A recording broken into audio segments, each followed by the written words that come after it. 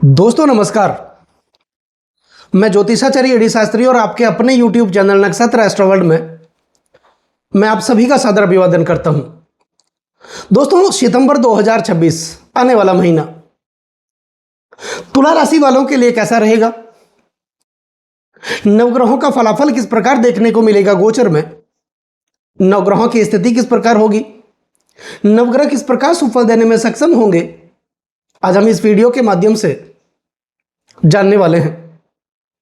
विशेषकर यह महीना आपके स्वास्थ्य को लेकर कैसा रहेगा, आपकी शिक्षा को लेकर कैसा रहेगा, आपके प्रेम प्यार को लेकर कैसा रहेगा, आपके दांपत्य जीवन को लेकर कैसा रहेगा, वैवाहिक सुख को लेकर कैसा रहेगा, और हमारे जीवन के जो महत्वपूर्ण विषय होते हैं, भाग्य, करियर और बिजनेस, उसको लेकर यह महीना कैसा रहेगा।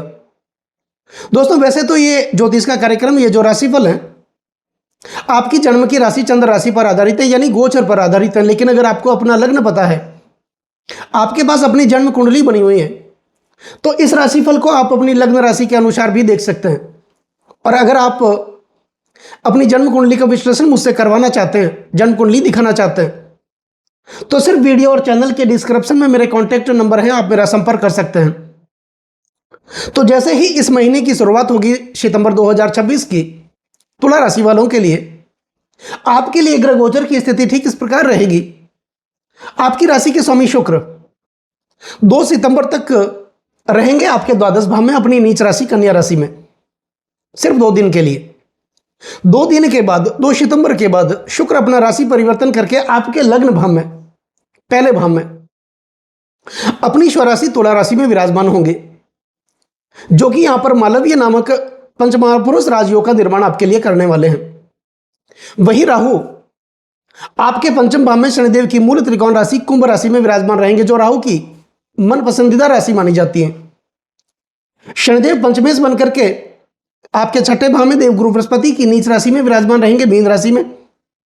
मंगल आपके भाग्य भाव में विराजमान रहेंगे, वही देवगुरु बृहस्पति अपनी उच्च राशि में आपके दसम भाव में विराजमान रहेंगे। सूर्य, बुध और केतु आपके एकादश भाव में विराजमान रहेंगे। तो यह रहेगी ग्रह गोचर की स्थिति सितंबर 2026 में तुला राशि वालों के लिए। बात कर लेते हैं आपके स्वास्थ्य की। स्वास्थ्य को लेकर यह महीना कैसा रहेगा, तो स्वास्थ्य के स्वामी बनते हैं शुक्र, जो लग्न के स्वामी, आपके राशि के स्वामी है। 2 सितंबर तक शुक्र रहेंगे सिर्फ 2 दिनों के लिए आपके द्वादश भाव में। अगर देखा जाए तो द्वादश भाव 12वें भाव में कोई भी ग्रह अच्छा फल नहीं देते हैं सिवाय शुक्र के अलावा। शुक्र 12वें भाव में अच्छा ही फल देते हैं। क्यों देते हैं? क्योंकि 12वां जो भाव होता है वो भोग का भाव माना जाता है, काम शक्ति का भाव माना जाता है। यह भाव सैन्य सुख का प्रतिनिधित्व करता है और शुक्र भोग और काम शक्ति के कारक माने जाते हैं। इसलिए महर्षि पराशर कहते हैं कि 12वें भाव में शुक्र अच्छा फल देते हैं, लेकिन वो तो 2 दिन के लिए रहेंगे। 2 दिन के बाद 2 सितंबर के बाद शुक्र आ जाएंगे आपके लग्न भाव में, अपनी स्वराशि तुला राशि में। तो यह स्थिति आपके स्वास्थ्य को लेकर अच्छा रहेगा। आपकी इम्यून सिस्टम, इम्यूनिटी को लेकर 2 सितंबर के बाद आपके लिए अच्छा रहेगा। आपकी महत्वाकांक्षाओं को लेकर, आपके गुणों को लेकर, आपके चरित्र को लेकर, आपके व्यक्तित्व को लेकर और आपके आत्मविश्वास को लेकर, एनर्जी को लेकर यह महीना 2 सितंबर के पहले भी और 2 सितंबर के बाद भी, जब तक शुक्र आपके लग्न भाव में रहेंगे अपनी स्वराशि में, यह स्थिति बहुत बढ़िया है।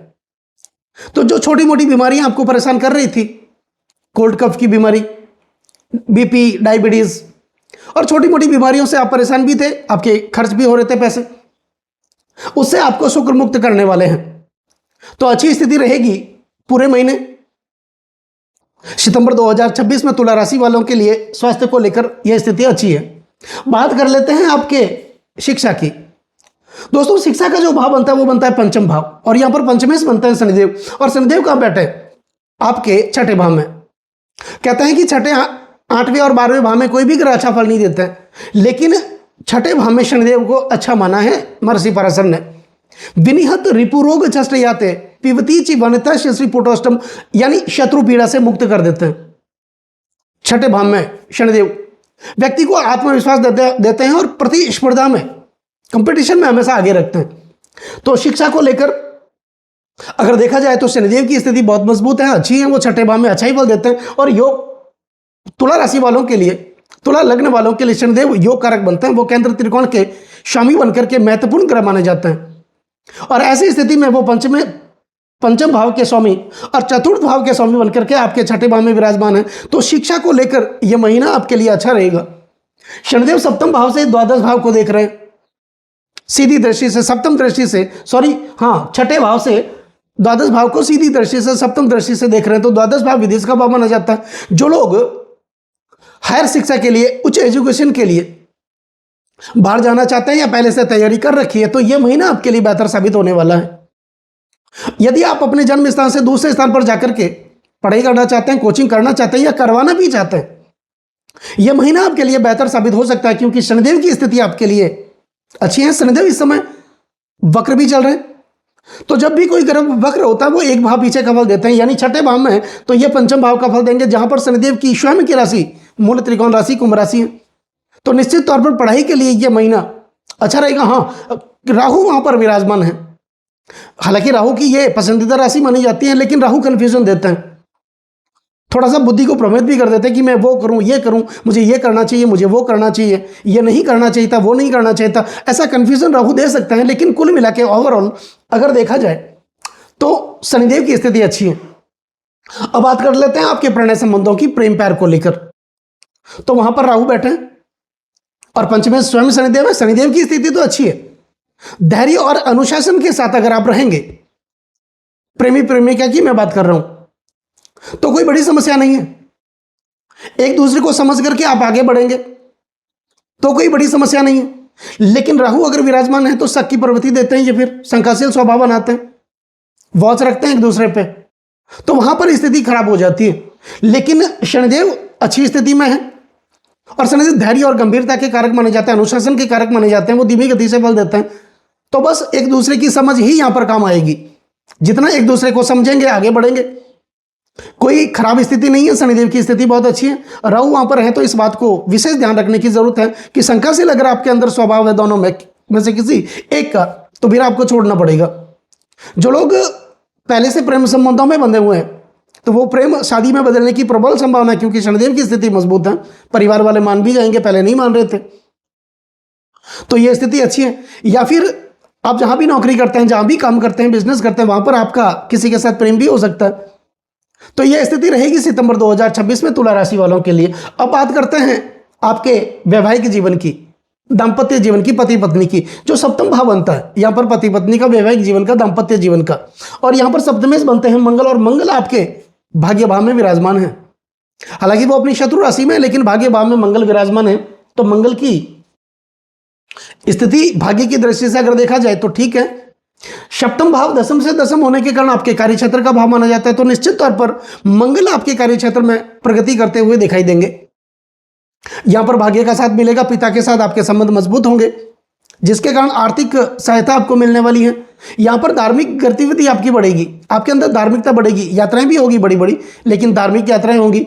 आपके पैसे तो खर्च होंगे, लेकिन धार्मिक कार्यों में, सामाजिक कार्यों में पैसे खर्च होंगे, और आप अपने आप को आगे रखने का प्रयास करेंगे, लीडरशिप करेंगे, नेतृत्व क्षमता बढ़ेगी आपके अंदर। और मंगल वैसे भी सेनानायक है, सेनापति, वो नेतृत्व क्षमता देते हैं, लीडरशिप करवाते हैं। तो आप अपने आप को हर जगह, जहां भी धार्मिक सामाजिक कार्य होंगे, मांगलिक कार्य होंगे, अपने आप को आगे रखने की कोशिश करेंगे, जिसके कारण आपका मान सम्मान, पद प्रतिष्ठा, कद आपका बढ़ेगा, लोगों से आपका जुड़ाव भी होगा, नए लोग आपसे मिलेंगे, आपकी बातों को समझेंगे, आपकी प्रतिभा को समझेंगे। तो आपकी प्रतिभा यहां पर निकलने वाली है, निखरने वाली है, क्योंकि मंगल, लेकिन मंगल 18 सितंबर तक रहेंगे आपके भाग्य भाव में। 18 सितंबर के बाद मंगल राशि परिवर्तन करेंगे 45 दिनों के लिए, और आ जाएंगे आपके दशम भाव में, अपनी नीच राशि कर्क राशि में, जहां पर देवगुरु बृहस्पति पहले ही अपनी उच्च राशि में विराजमान है। तो यहां पर बनेगा आपके लिए नीच भंग राजयोग, जो मंगल बनाएंगे आपके दशम भाव में। दोस्तों, नीच भंग राजयोग ये बड़ा राजयोग है। और ये कैसे बनता है? जो भी ग्रह अपनी नीच राशि में जिस भाव में होता है, वहां पर एक ऐसा ग्रह बैठ जाता है जिसकी वो उच्च राशि हो। उस स्थिति में जो ग्रह नीच का होता है उसका नीचत्व भंग हो जाता है, और वहां पर बन जाता है नीच भंग राजयोग। तो निश्चित तौर पर मंगल की नीच राशि है कर्क राशि, और बृहस्पति की उच्च राशि है, बृहस्पति साथ में मंगल के, तो मंगल का नीचत्व भंग होगा और वहां पर बनेगा नीच भंग राजयोग। तो भाग्य में जो बैठे हैं मंगल, वो आपके दशम भाव में अपनी नीच राशि में आ जाएंगे। बृहस्पति वहां पर विराजमान है तो भाग्य का साथ देखने को मिलेगा। दसम भाव ऊंची पदवी, मान मर्यादा व प्रतिष्ठा का माना जाता है। निश्चित तौर पर आपको प्रतिष्ठा बढ़ेगी, मान सम्मान आपका बढ़ेगा। यह भाव सपनों और इच्छाओं का माना जाता है। आपके सपने, आपकी इच्छाएं जो दबी हुई थी वो पूरी होगी। आपके कार्य क्षेत्र का भाव माना जाता है। आपके कार्य क्षेत्र में तरक्की देखने को मिलेगी, आपके व्यापार में तरक्की देखने को मिलेगी, जिसके कारण आपकी आर्थिक स्थिति अच्छी होगी। मंगल यहां पर आपको शत्रुओं से मुक्त करेंगे, आपको कर्जों से, आपको खर्चों से मुक्त करेंगे। यह भाव पदोन्नति, प्रमोशन का भाव माना जाता है। तो अगर आप नौकरी करते हैं, आपका प्रमोशन होगा, आपकी पदोन्नति होगी, या फिर कोई नई जिम्मेदारी आपको मिल सकती है और उस जिम्मेदारी का तय समय पर आप निर्वाह भी करेंगे, मन लगा करके वहां पर काम भी करेंगे, जिसके कारण आपको और भी बड़ी जिम्मेदारी मिलेगी, आपका कद भी वहां पर बढ़ेगा। तो मंगल की स्थिति भी देखा जाए तो सितंबर 2026 में तुला राशि वालों के लिए अच्छी ही है।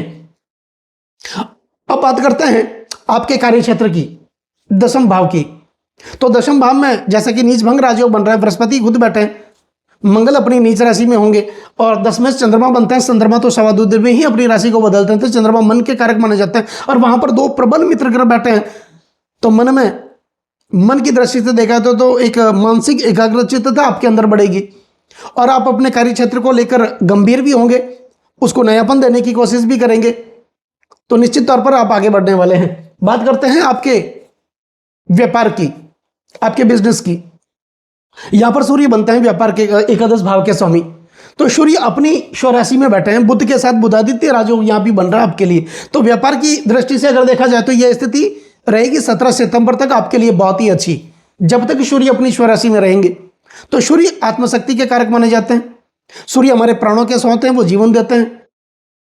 तो निश्चित तौर पर व्यापार के लिए अगर देखा जाए तो सितंबर 2026 17 सितंबर से पहले आपके लिए बहुत अच्छी स्थिति है व्यापार को लेकर। तो आपकी इनकम भी बढ़ेगी, डेली इनकम आपकी बढ़ने वाली है, प्रतिदिन की आय आपकी बढ़ने वाली है, जिसके कारण जो आर्थिक तंगी थी उस तंगी से आपको सूर्य मुक्त करेंगे। लेकिन 17 सितंबर को सूर्य राशि परिवर्तन करके आपके द्वादश भाव में चले जाएंगे।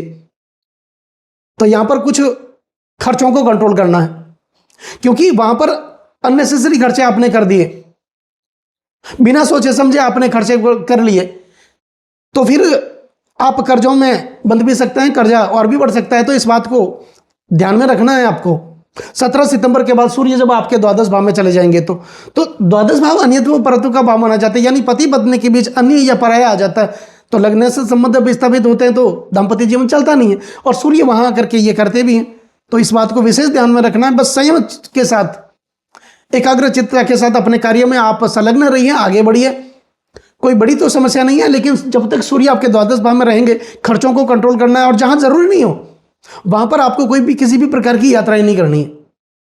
जरूरी ना हो तो, जरूरी हो तो आप कर सकते हैं। बाहर के खान पान से आपको बचना है, अननेसेसरी खाना आपको नहीं खाना, क्योंकि यही सूर्य आपको डाइजेशन पावर में कुछ गड़बड़ कर सकते हैं, तो जिससे स्वास्थ्य खराब हो सकता है। तो इस बात का आपको विशेष ध्यान रखना है। और कुल मिलाकर के शुक्र की स्थिति, आपकी राशि के स्वामी की स्थिति अच्छी है, मंगल की स्थिति अच्छी है, राहु की स्थिति अच्छी है, और शनिदेव तो अच्छी स्थिति में, जैसा कि मैंने आपको बताया, यह अच्छी स्थिति है।